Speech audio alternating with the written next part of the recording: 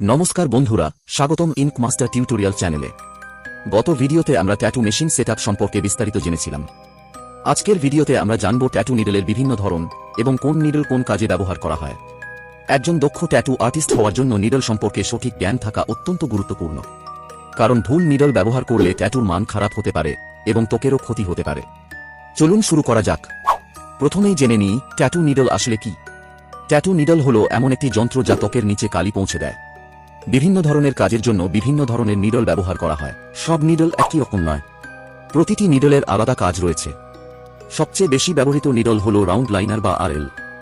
Round liner সাধারণত outline করার জন্য ব্যবহার করা হয়, অর্থাৎ ডিজাইনের বাইরের লাইন তৈরি করতে এই নিডল সবচেয়ে বেশি ব্যবহৃত হয়। যেমন 3 র, 5 র, 7 র। সংখ্যা যত বেশি হবে লাইন তত মোটা হবে। এরপর আসে রাউন্ড শেডার বা আরএস।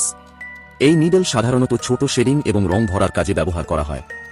যেখানে নরম শেডিং দরকার সেখানে রাউন্ড শেডার খুব ভালো কাজ করে। এবার আসি ম্যাগনাম নিডলের কথায়। ম্যাগনাম নিডল বড় এলাকা শেডিং এবং কালার প্যাকিংয়ের জন্য ব্যবহার করা হয়। এই নিডল দিয়ে দ্রুত এবং সমানভাবে রং ভরা যায়। সবচেয়ে জনপ্রিয় ম্যাগনাম হল M1 এবং M2। M1 বা উইভ ম্যাগনাম নরম শেডিংয়ের জন্য আদর্শ, আর M2 বা স্ট্যাক ম্যাগনাম ঘন কালার প্যাকিংয়ের জন্য বেশি ব্যবহৃত হয়। এখন প্রশ্ন হল,